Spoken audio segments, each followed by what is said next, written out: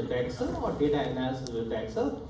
The message here is that yes, Excel also offers a lot of utilities, right? So, yeah. If you ask me what I have done with Excel, just the data is given to me, and I believe that the data is small enough that I can open in Excel. I'll do some basic stuff. But anyway, you can do plotting as well. The only downside of Excel is that if the data gets a little bigger, it won't work. Okay, so if you're asking me, I would say here Python is what you should be using. That's my recommendation. But yes, if I'm asking a question, right, I might. We just had quiz last week. List any 4 languages, or 1, 2, 3, 4, 5, 6. There are 6. Or which you will be using for data science. You can list Excel as one. Not a language. It is. Should we consider Excel as a language? Let me ask you this question. I'll have to draft my question carefully.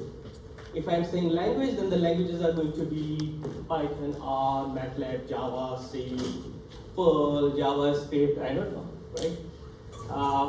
For language, you need to use language. You might be asking, like, why did I say I don't know?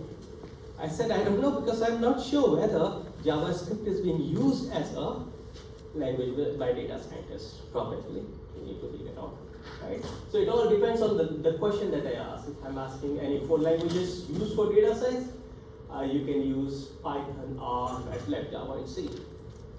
Okay. For JavaScript, we'll have to do that. I can do that homework. Mathematica, you can cite as an example. Excel, I think you should be using Excel as an answer if I'm asking any package or software. Okay, now let's move on to this interesting slide, which is in favor of the platform that is very common in data science. Environment or platform, notebook. So why is notebook so popular, and why would I encourage you to use notebook kind of framework for your homeworks and the project? Please pay attention to that, okay? So for a data scientist, it is important that you have all your work ready at one place.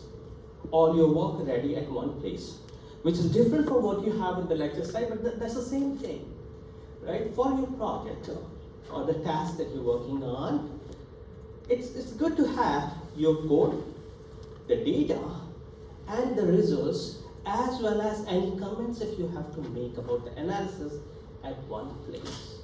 So here, the picture that you're looking at is kind of telling us the same story, right? So here, in the top, if you see, then that is a Python code. Let's not go into the detail of what that code is doing, but yes, this code will generate a plot at the bottom, right? We don't have data. If needed, probably you can have another cell where you could do data.had 100 or so. By using that, you can get the information about data.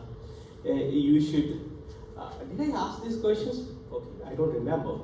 Right, like list some. I did ask, I think, right? Python, sorry, pandas, functions, something like that. Okay.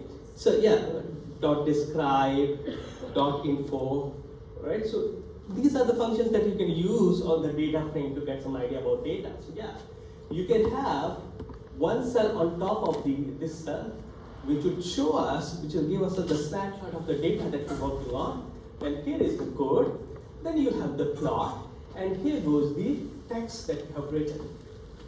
Okay, so I don't know if you people are trying, but you must try these things, right? You can have the text using Markdown, if I correctly remember, the Markdown feature of the notebook. Okay, at one place you have everything. Well, although some of you have already started working on projects, some of you are meeting me, we are discussing about it. Towards the end, when you'll get the project thing right, and you'll have to worry about your demonstration, submission and all. So we would say, okay, fine, you need to document your project. Document means telling what you're doing.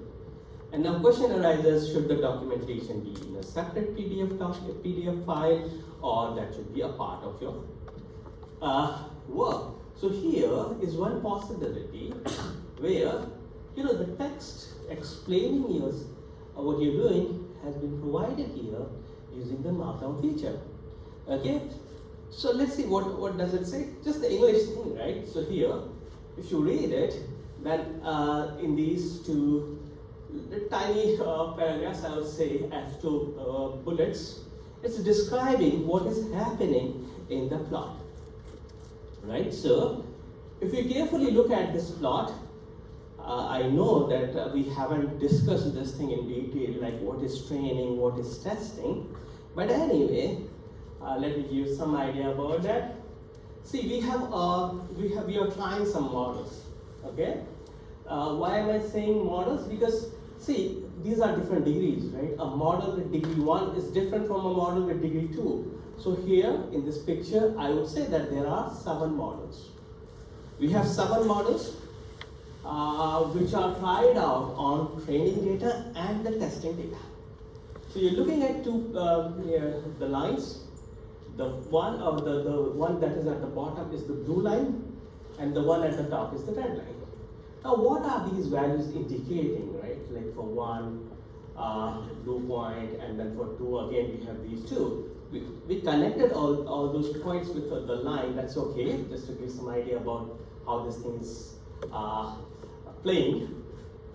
When you tried out these 7 models on some data, training data, then the performance or the error, as you can see, was higher for degree 1 on training data.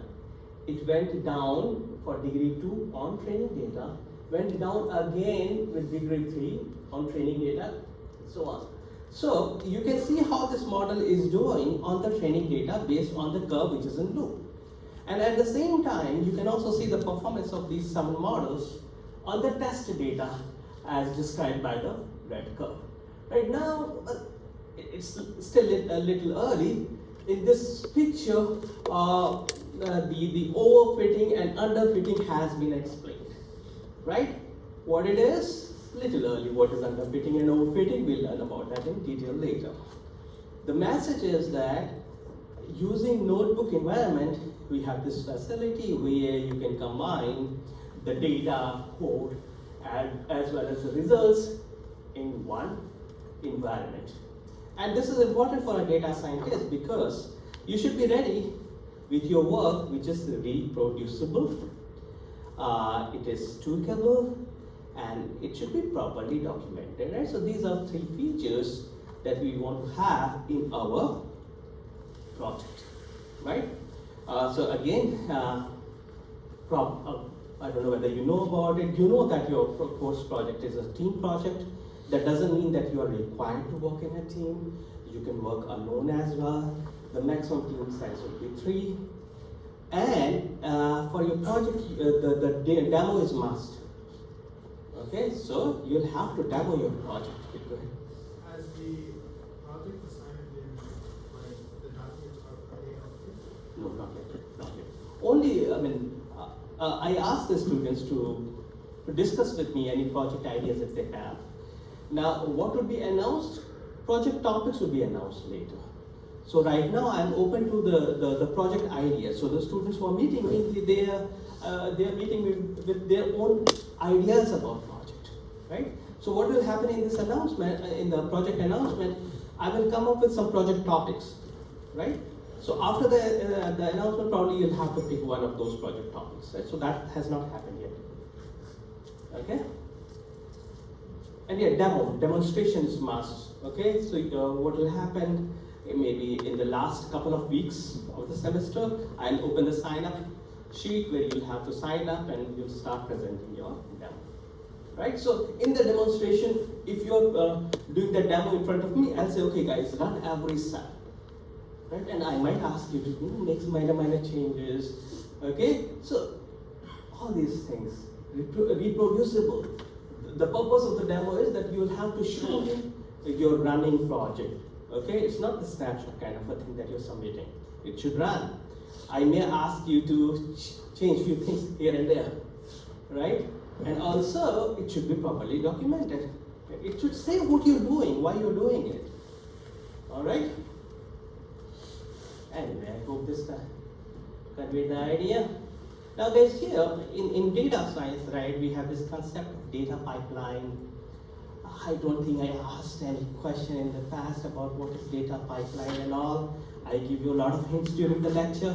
When I say I never asked this question, chances are pretty high I might ask, right? So what is data pipeline?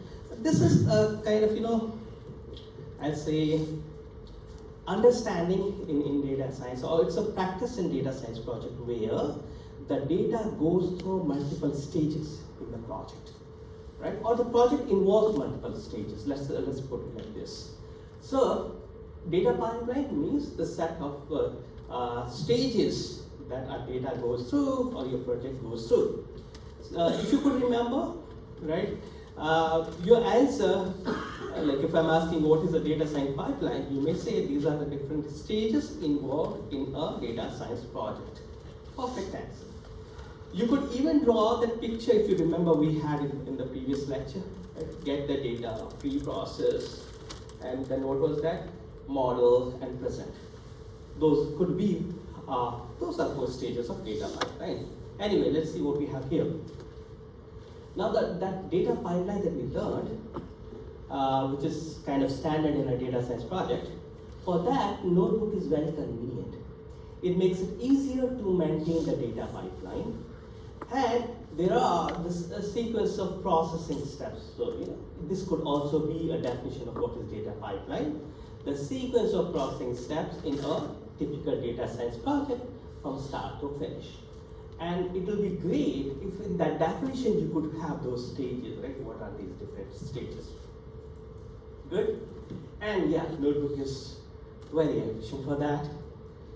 Now, for a data scientist, as it was highlighted in the previous slide, data scientist is expected to redo the work. So you are expected to redo your work. So that could involve analysis from scratch. Okay, so in this topic, very soon we will discuss different issues that a data scientist may have to face. Right, so redoing is very, very important. Okay. Now, interesting. All right, standard data formats.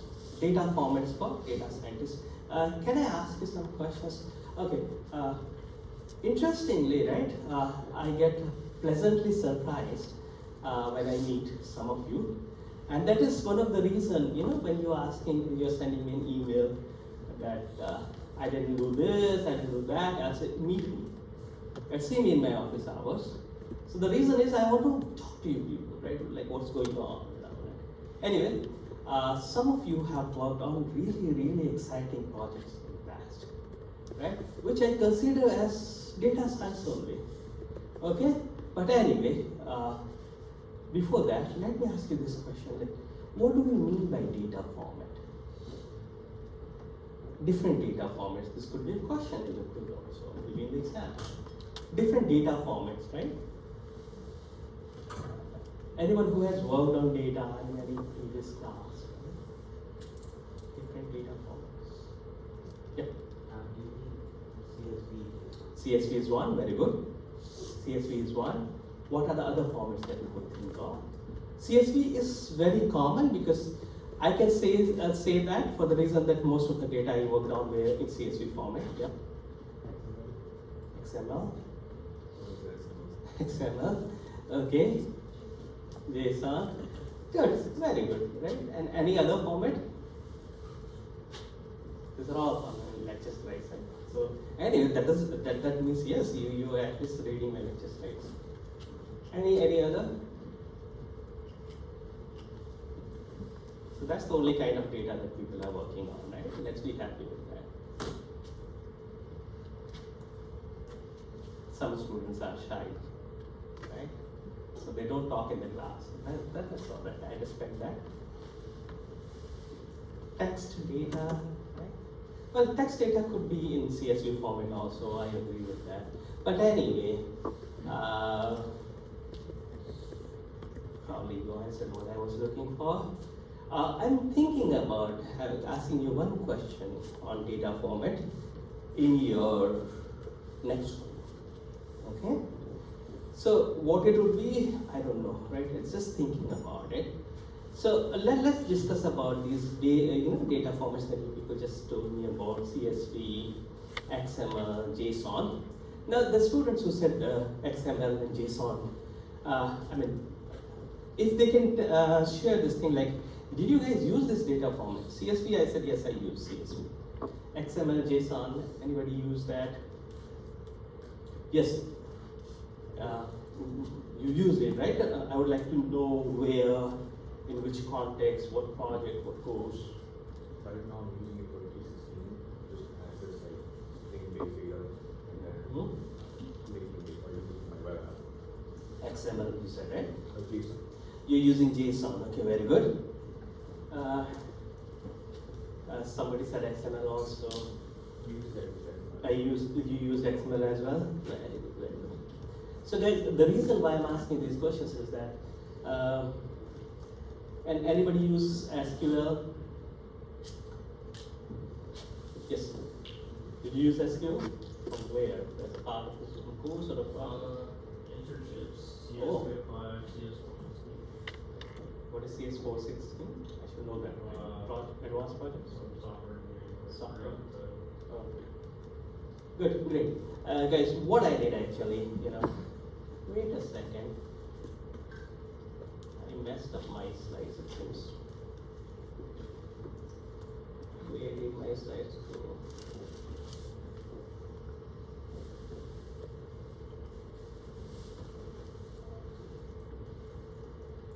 I think this is good.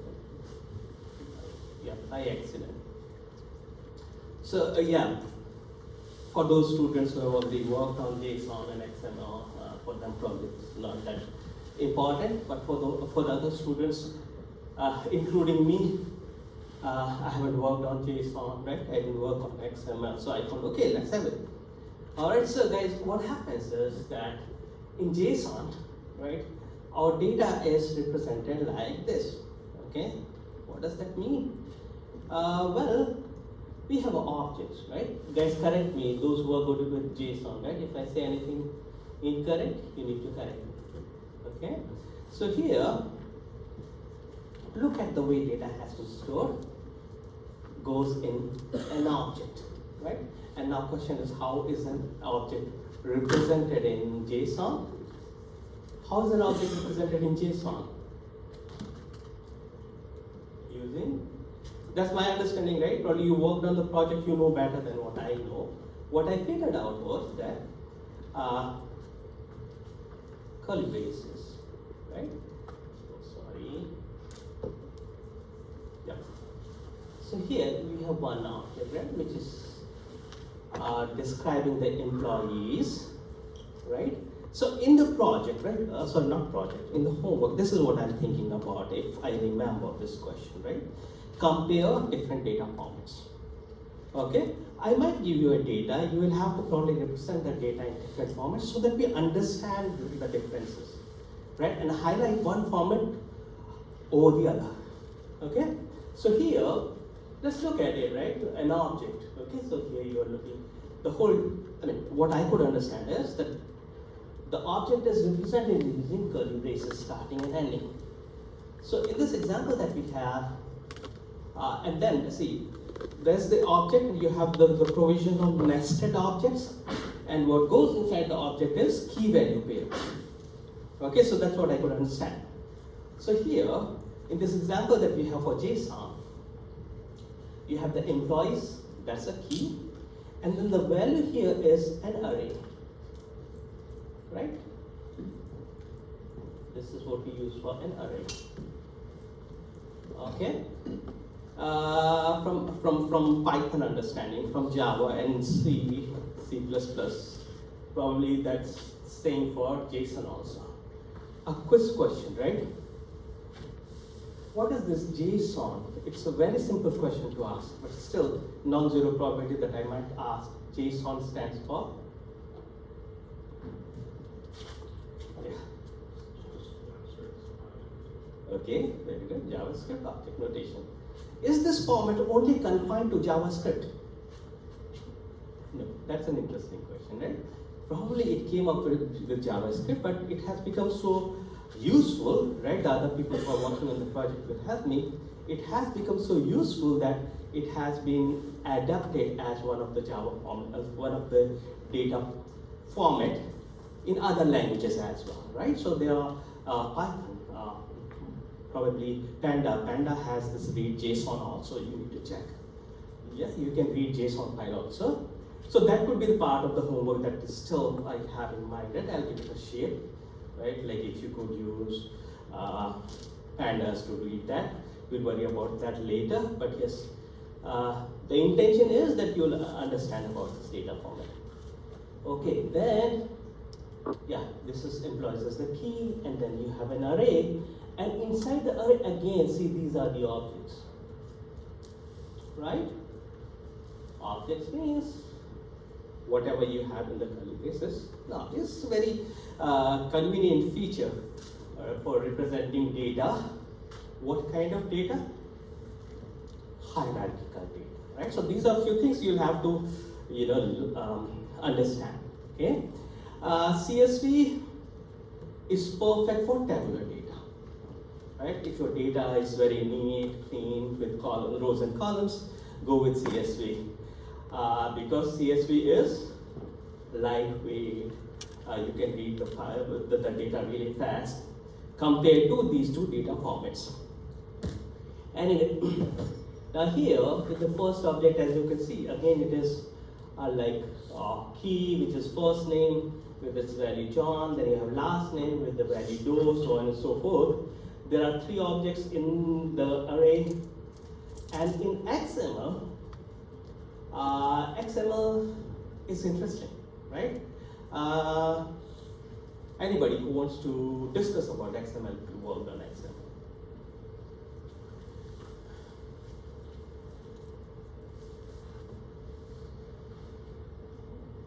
Good, that's a good one. XML stands for, we should have a quiz today. Basic. Yeah. Go ahead, yeah. Extended markup language? Yes, okay, very good. Extended, I don't know, I'm not prepared with that. Right? What is markup? Control C, Control V. If you know, that's great. Right? Let's not get something from, I don't know. If you know, great. Markup language. Why am I excited about it? I didn't know about these things, guys. Learned about these while teaching it, right? So probably that could be your homework. Markup language versus conventional languages, right? What are markup languages? Example of okay, yes. Markup languages just define structure. Very good. Like So like HTML. and just discuss, right? HTML and XML, Yes. right? They are both markup languages, right? And you mentioned what is markup language used for? Yeah, for defining structure. For defining the structure, right? Very good. So whatever we are discussing in the class, assuming it is recorded as well, is in your syllabus. Okay? It could be asked in your exam. Okay? Yeah. So structure. So we need to understand that yes, we have some languages like XML, HTML, where our focus is on data representation. Now, question arises: what's the difference between HTML and XML?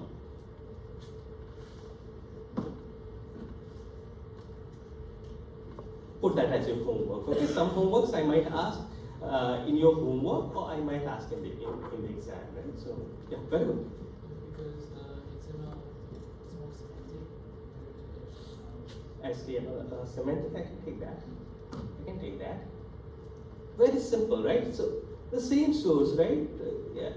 HTML is all about representing the data. right, in a nice formatted way on a web page. You all know that, right? HTML, you might have used that. Whereas XML is for storage of the data. XML more for storage in a structured way versus the HTML where it is meant for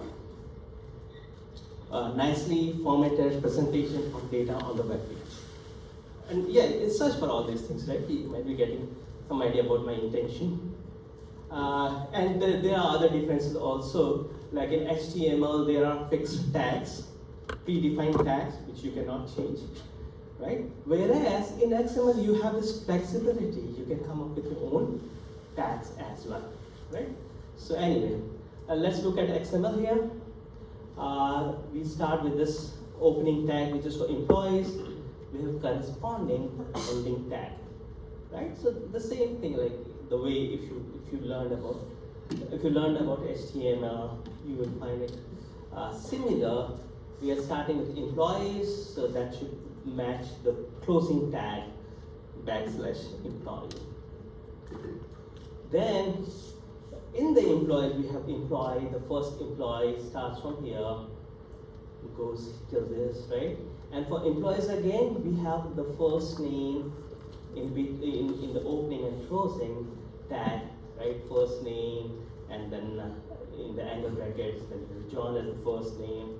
You terminate with the closing first name. Then you have last name, right? So it's interesting. It is interesting, right? Anyway, I have one more example, guys. So let me share that with you. I found that interesting.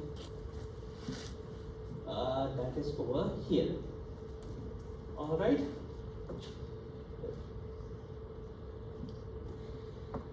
So the data is about students. Okay, that's a very simple example I came up with.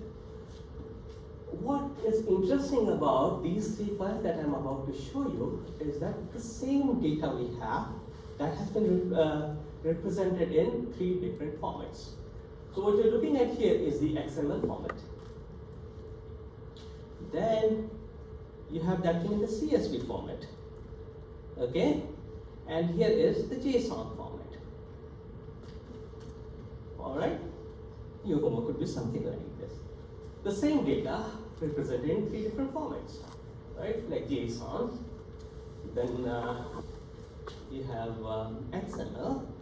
And then you have CSV. CSV is the simplest one.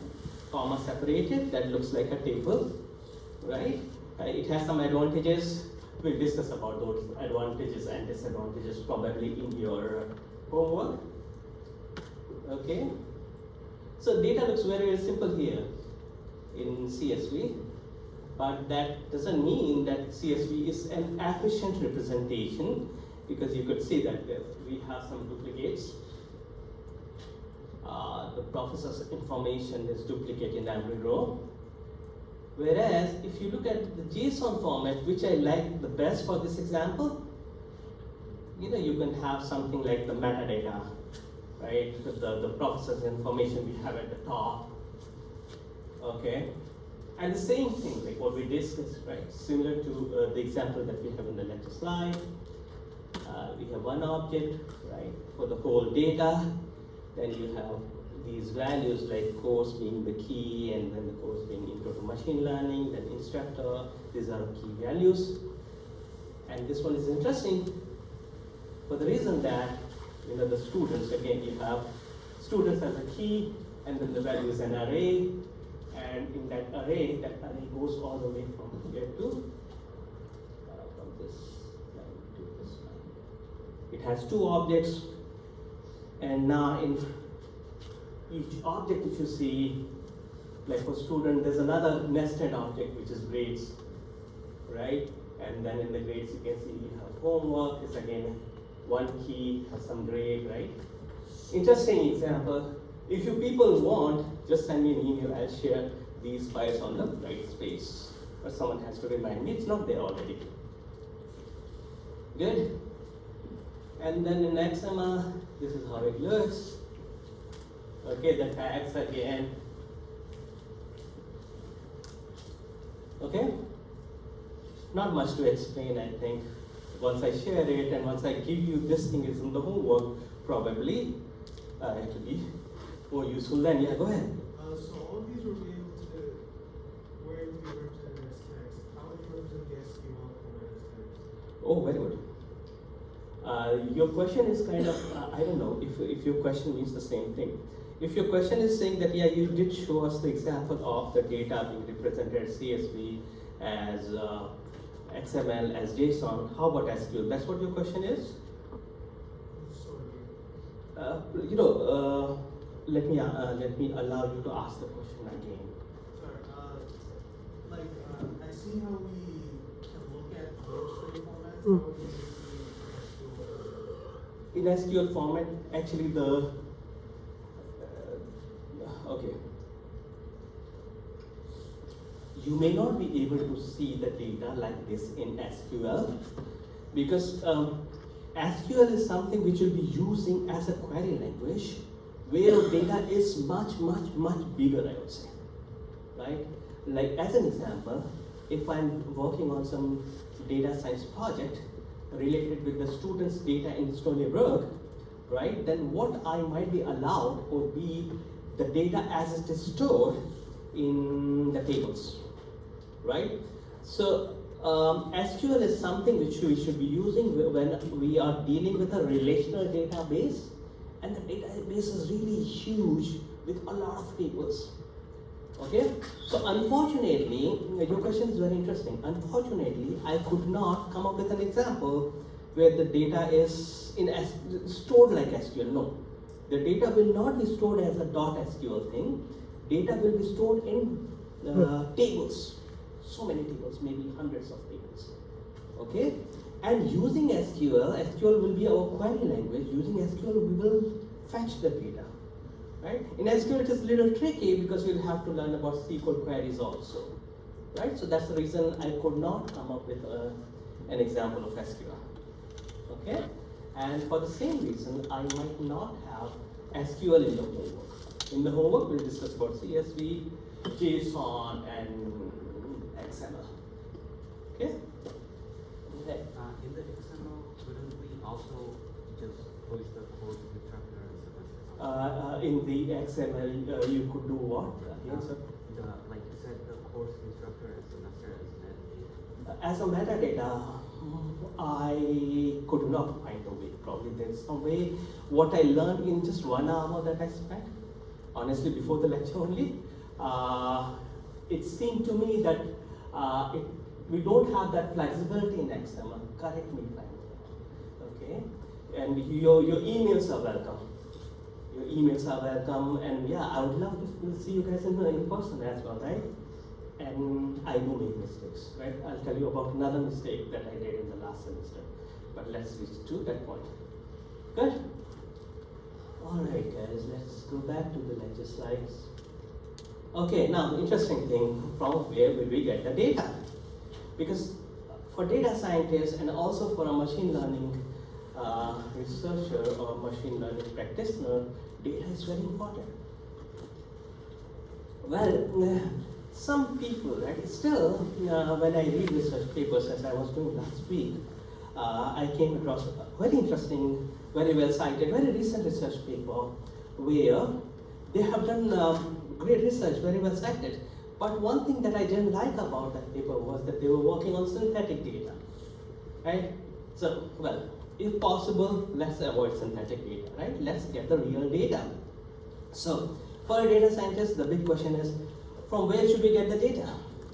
Now, what is happening right now? Those students who are meeting me with their interest in data science, their own research, their own project ideas, they are going over this. They're going over this stage of finding the data. Okay. Now the project ideas that I'll be sharing when I'll announce project, that will come with the data. Right? There you won't have to worry about data. I'll give you the data. Right. So, but for those students who are starting at this stage, who want to do something new, different from what I had in my previous projects, they will have to deal with this. They need to find the data. Okay. So yeah, that's what we have here. From where should we get the data? This may be, wait a second, something happened with my, okay. Critical issue is finding the right data. Now, the data is not a problem, okay? That's what we'll be discussing for the remaining time that I have in the lecture today. Large data sets, we already discussed about it. Often they come with the metadata, which is data about data, right? So as an example, an interesting topic could be to look at the book titles only and do some analysis on just the book titles, or doing some analysis or data science project on only image caption or Wikipedia edits, right? So what are these examples? These are the examples of doing some data science project on metadata, right? Well, if I give you, I forgot about that name of the project, right? It's Goldberg project. Does anyone remember Goldberg? Gutenberg. Gutenberg project. Right? Thank you so much for correcting me. What is it about Gutenberg project? Yeah, go ahead. Yeah. Books are available, right? Again, a topic that any student can take, right? More than one team can work on one project, right? So that is not a restriction that I have in my data science and database course, that only one team can work on a project, right? But here, multiple teams can work on one project, yeah? So what's that data about? You tell me, right? It's about how many? I'm not expecting, but if you have any idea about that, could be, right? I'll take that. Gutenberg it is, right? G-U-T, Gutenberg. Now let me write that for the students for interesting. Gutenberg project. Yeah, Gutenberg, right? So there we have digitized. This is text, which I believe you could do the analysis. These are not images; these are text things, right? If I could correctly remember. So if I give you, say, 10,000 books, right? And I'll ask you, okay, guys, let's come up with some project idea. That's interesting. There, you will be looking at the whole book, right? The whole book. That makes sense. The whole book, a lot of data. Question is, if I say that, you know what, I don't want to look into the whole book. Let me do some analysis on the title of the book, right? Will that be interesting? Can we find something interesting in the book title?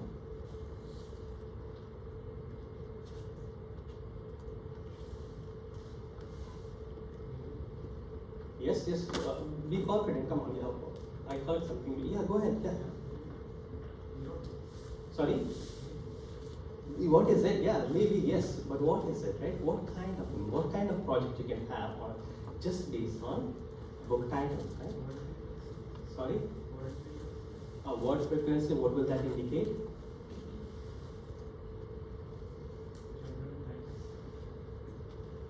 Good enough, right? Very good.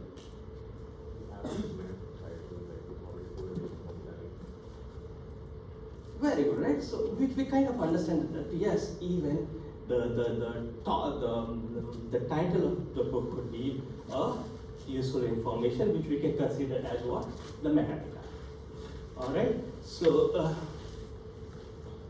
how about image caption? Do you know what is this image caption? For the images, do we have caption? Have you seen one? Let me make sure that these sign up sheets are reaching to that. Okay. Image caption. Do you see it, sir? Click on data. Any application of that? Yeah. Sorry, 2 minutes. Oh, you don't have that?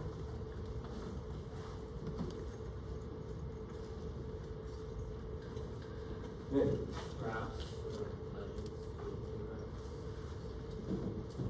Legends, the graph, right? So that's one specific type of image that you're thinking about, like the general images.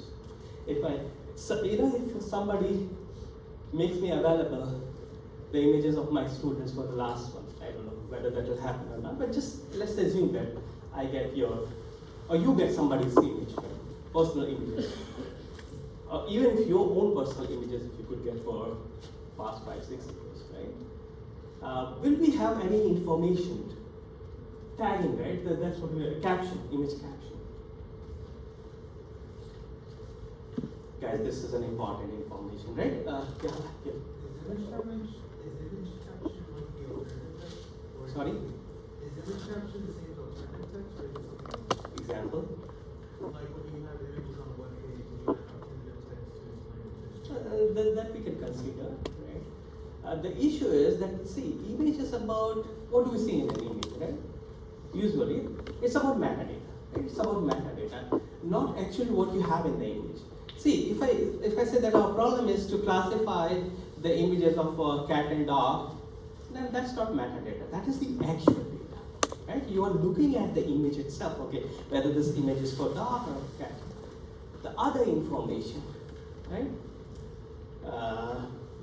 Homework, take a grade, right? A few things I'm explaining, next other things I will ask either in the exam or then go ahead. Does this refer to like location or like time? Here you go, location, right?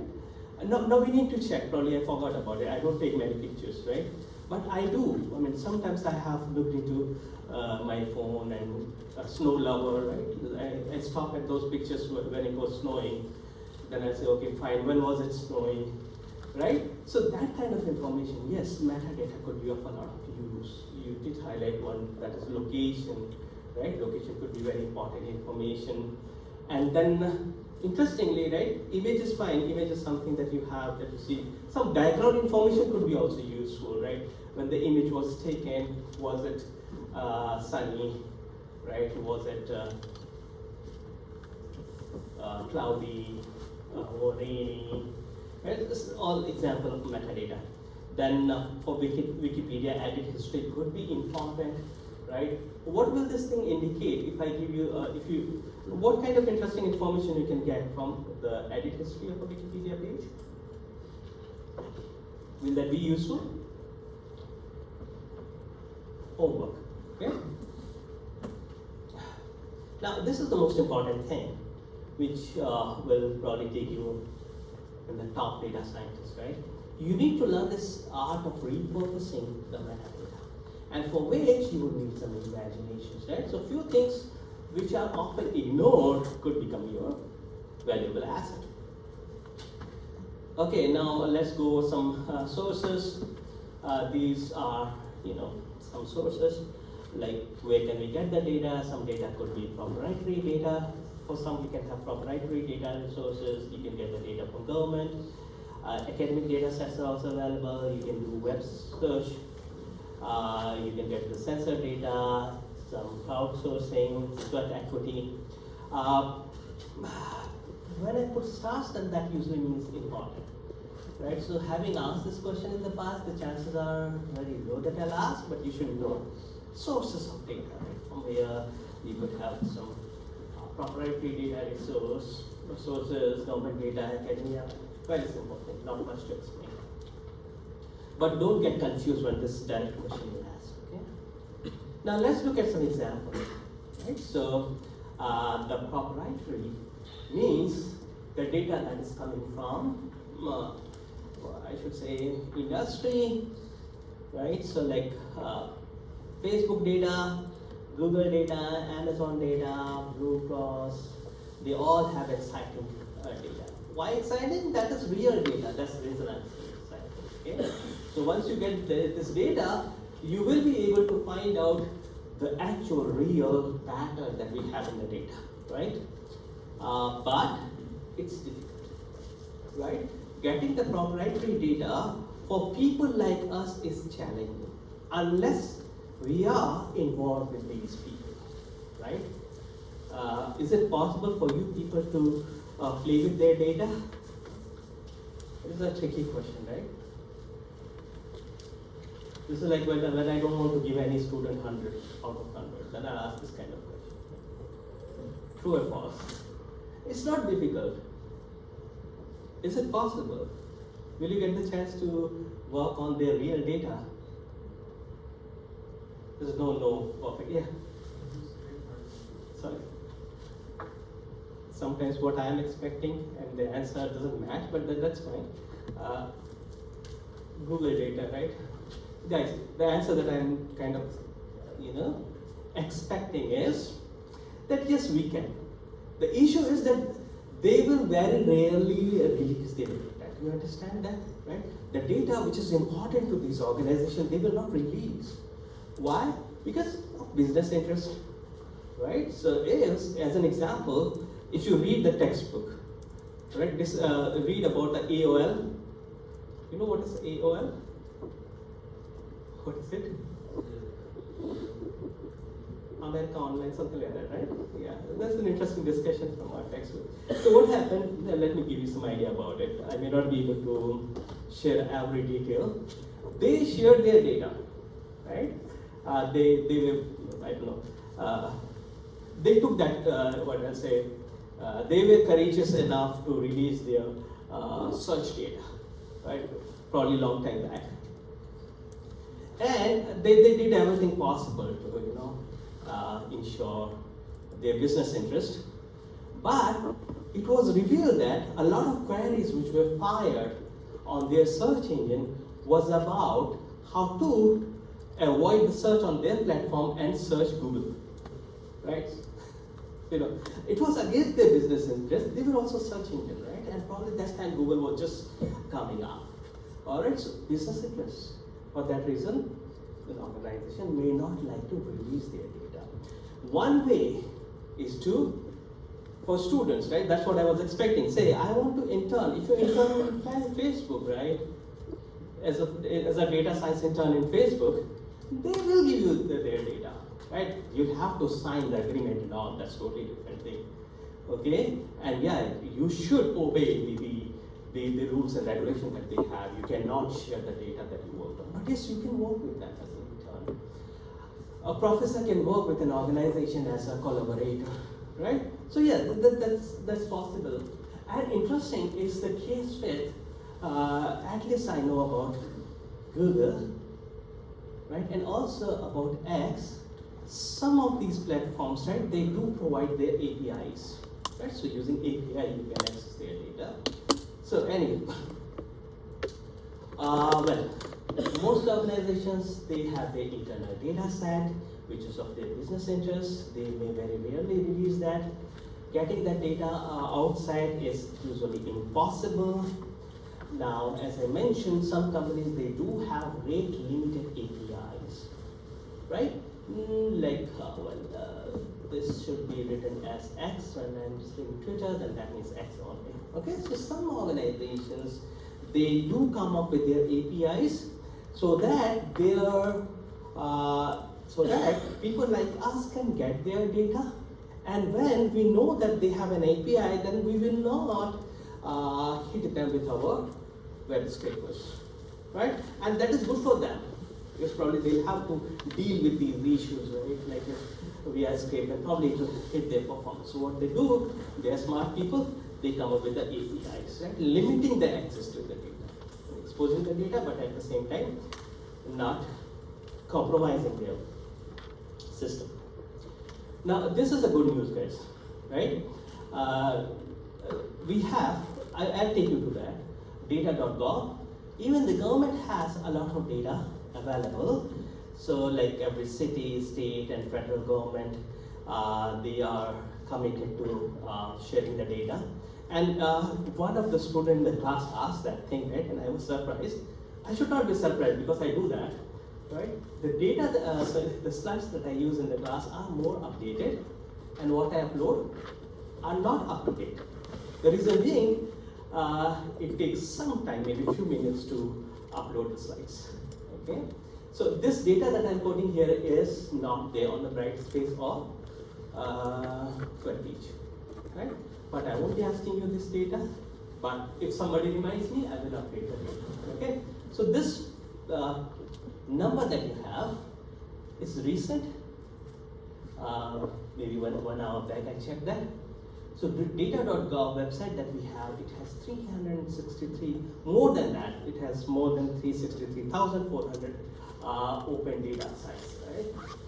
A lot. So data is not a problem. And there's another interesting thing related with the government data that is related with the Freedom of Information Act. So it's an interesting law using which a citizen can request for some data from the government, and the government is probably required to share the information with the citizen. But yes, whenever the data is shared, then the privacy is always taken into the consideration. Let me quickly take you to the website here, data.gov, right? So there are 363,431 data sets.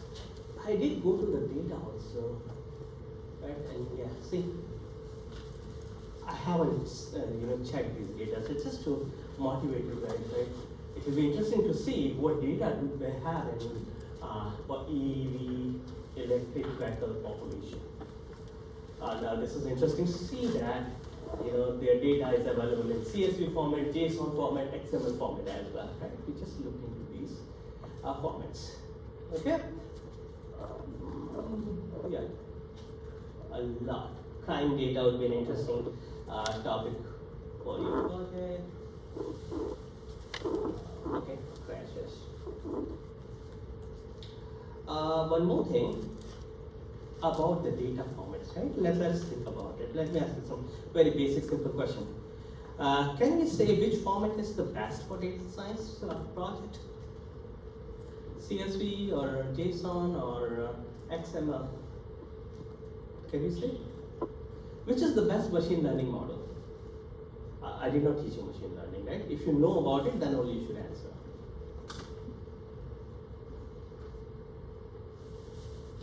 There's nothing like best machine learning model, right? It all depends on the task that you are performing. Similarly, for this format also, the answer is there's no one perfect data format for the data, right? It depends on the kind of data that you have. If your data is structured, right? Again, I should be careful when I'm saying structured. Structured means when you have a tabular kind of a structure, when you have a fixed schema kind of thing, right? You have well-defined rows and columns, then probably CSV is the best, because CSV is very, very efficient.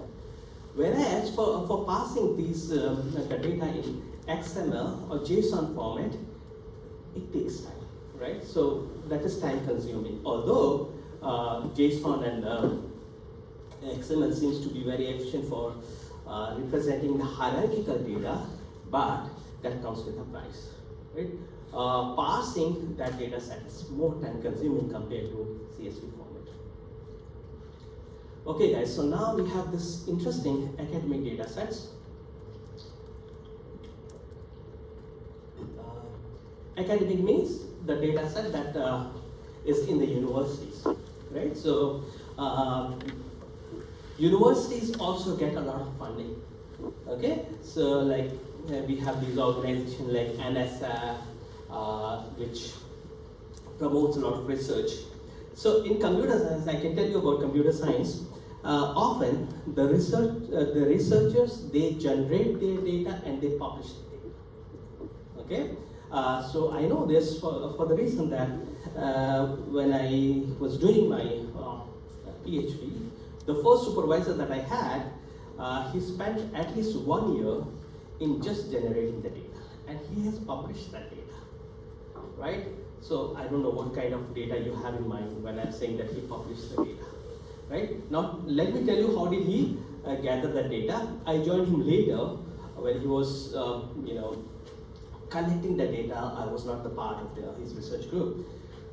So his data was about human motion, right? So I read that paper. Seemed like for the human motion collection, what he did, it was he got a big lab, right?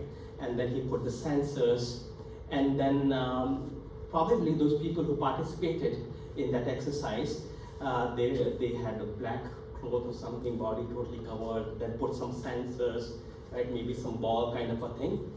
So the issue is it was a tedious process, right? And then for every movement, right, he was capturing motion and all. It was an intensive process. right? That's how I can summarize. So the issue is that with the universities, like the research, the professors and all, sometimes they publish their data. Okay, so you could search for the data on the university websites.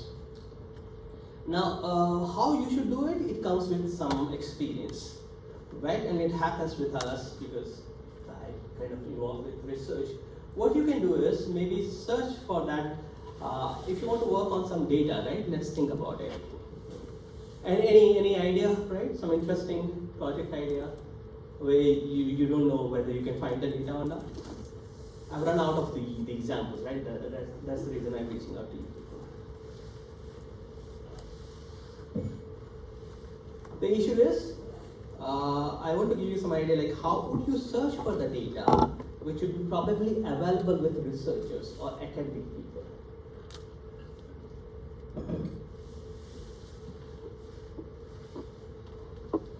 Yeah. No ideas.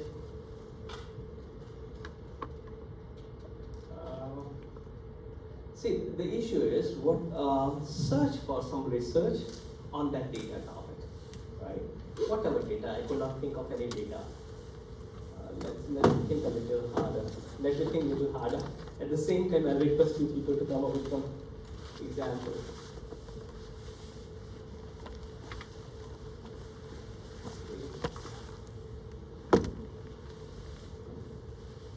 Yeah, good. Thank you. Is the movement data you were talking about public? It is actually publicly available. See, what happened was, it was in, wait a second, right? I joined his lab in 2012, and then he was there for a few years, then he moved to industry. Most probably it is available. Most probably it is available. If you're interested, send me an email, I'll share the link with you. I also work, but I couldn't do much on this data, but that's an interesting data. Whatever data you want to work on, right? Search for that on Google, and maybe latest research on. See, I don't want to give you that as an example, but yes, trajectory is what I work on, right? My research interest is in trajectory. So what I do as an example, clustering trajectory data. If I do that on Google, right, and maybe a conference name, ICML, right? ICML trajectory data clustering, hit that. And if you want the recent results, say, okay, fine, 2020, something like that. So what will happen? A research paper will pop up, right? And when you get the research paper, now it's not that easy as going to Kaggle and searching for data. That's the easiest thing to do. Okay, but on Kaggle probably you won't get this kind of data, right? If the data is really difficult to find, you might use this fact.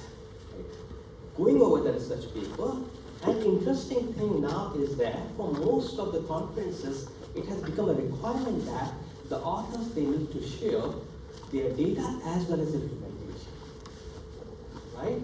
Yeah, well, you can get their data, you can get their code as well from on the GitHub most probably. That's what is happening with us, right? Whenever we are searching for some data, we get some research paper along with their code and data available. So now making data available this is for the students with research background minded. Making data available is now a requirement for publication in many fields.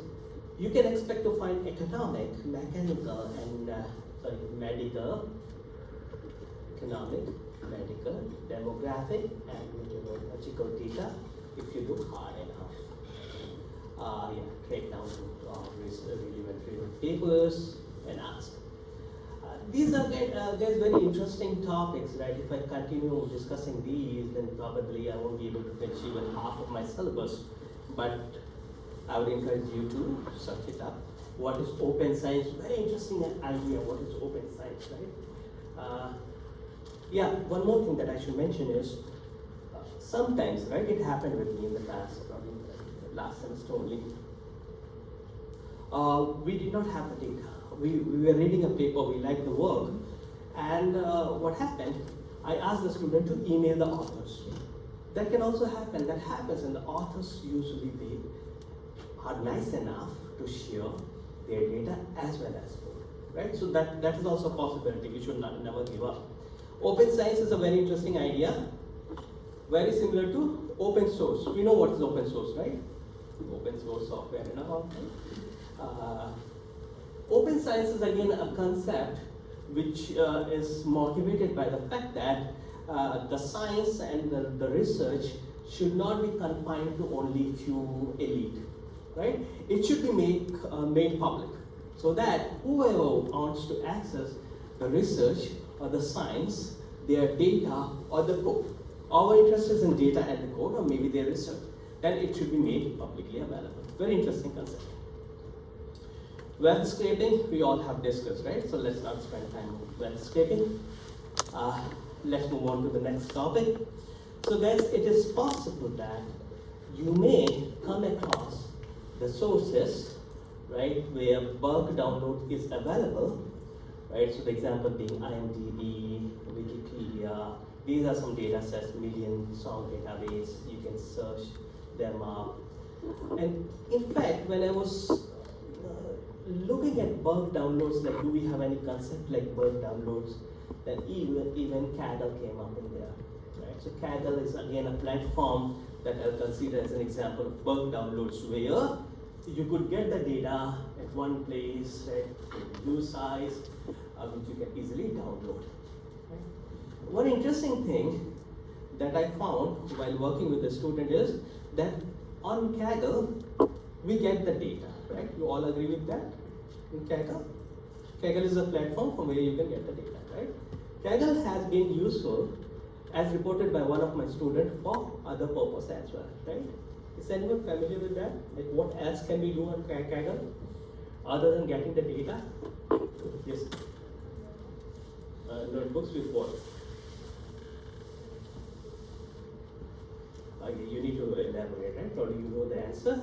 They are notebooks, so what can we do with that notebooks? Notebooks for what? Analyzing building model, your own, right? You can, sorry? You can compete, yeah, the data is released, right? So you can compete, you can, that's good. What she mentioned, right? That's correct, that's what I was looking for. Was told to me by one of the students who was doing research with me, right? Yeah, they have their computation available as well. I never tried it, maybe I should do that sometime, right? Is it very convenient? Is it just like Colab or what's? Okay, I should try that next time. Yeah. Anyway, let's get going. For the data set, we have APIs as I mentioned. New York Times has an API. So Twitter has one, Facebook has one, Google has one. But guys, whenever you're using an API, make sure that you understand their terms of use, limits and terms of use. We want data, but we don't want to get in trouble for the data only. Now, here again, this is interesting and very, very important for the reason being, the same reason. Never ask any question in the past on this topic. Internet of Things, right? What is it? Are you familiar with that? Right? Should be a question. Well, I should frame a question based on Internet of Things for your homework. Okay. So, Internet of Things means Internet of. If I'm saying what is Internet of Things, if I'm asking you a question, what is Internet of Things, don't give an answer like it is Internet of Things. I'll give you 0 without thinking much. Example, right? Always start with an example if you have one.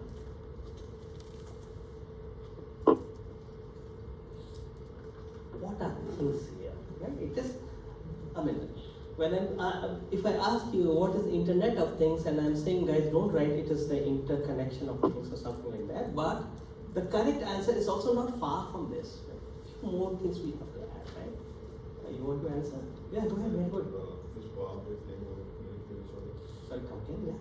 Physical objects they will communicate with each other. Physical objects communicating with each other. Very good answer, probably 100% for that, right?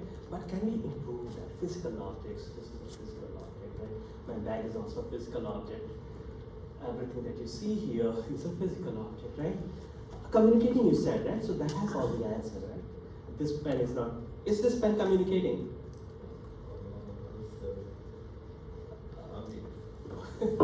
Probably it will once I start. Very good, yes.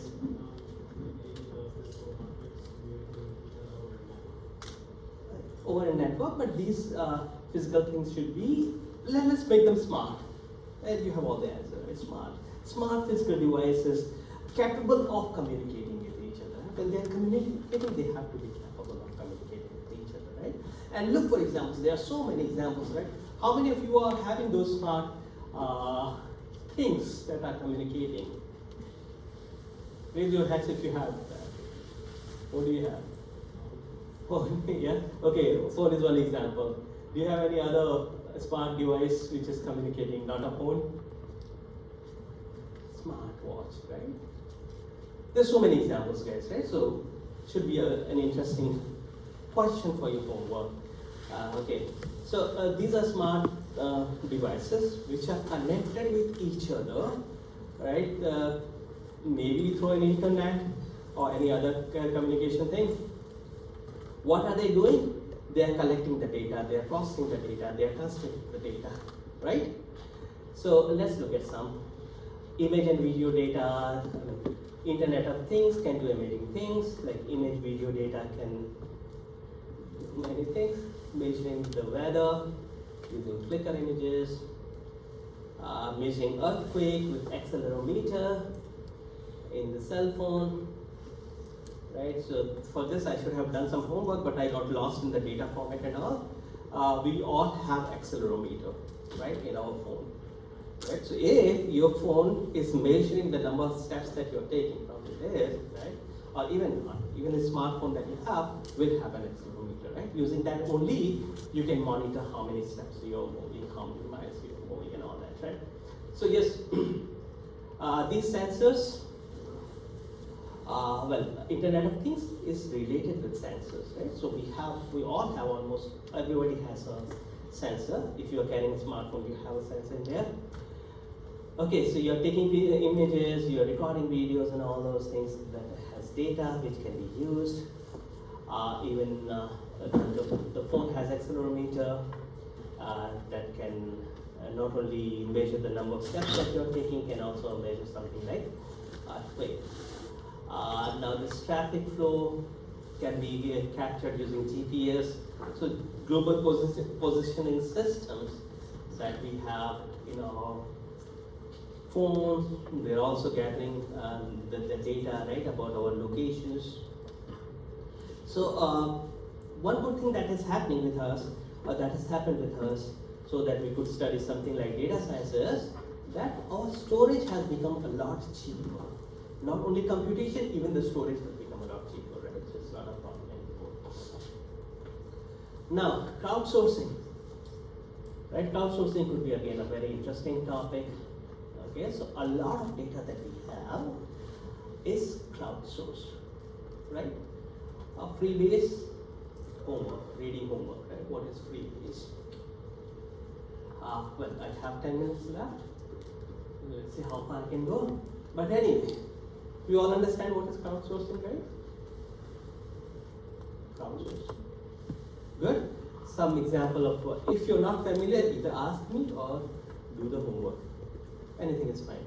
So crowdsource means the data which is being generated by public. Okay, like Wikipedia. All right. So in Wikipedia, the data is kind of crowdsourced. The IMDb data that you have is crowdsourced. Any other example of crowdsourced data? Yeah. YouTube is yeah, very good, right? YouTube is one, and yeah. Surveys, you get a lot of email. Very good. Surveys, right? Survey data is crowdsourced. Good, very good, right? So you should remember some data set which is crowdsourced. I asked this question, I think, right? And last year I asked this question in one of the exams. Now freebase, what is freebase, right? That's an interesting thing. I would again request you people to search about it, right? Like a homework reading kind of an assignment. And yeah, it creates a kind of chain reaction, right? So for this I use Wikipedia. So what is it? It is forgot exactly what I read, but it was right. It was there, but it has been changed to something else now. This freebase, if I could correctly remember, is Wikidata, right? So you can search it for it. Wikidata. There's something like Wikidata also.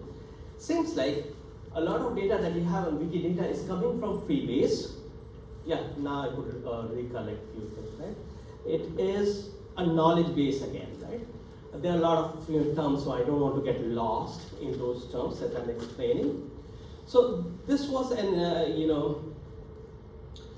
this was initiated by the inspiration that the data should be collected, right? So the collaboration, so a lot of organizations, they join hands to collect the data and make that data freely available to the scientists, organizations, right, and common people, so that the data could be used. Okay, so with freebase, few interesting things that I came across was knowledge base.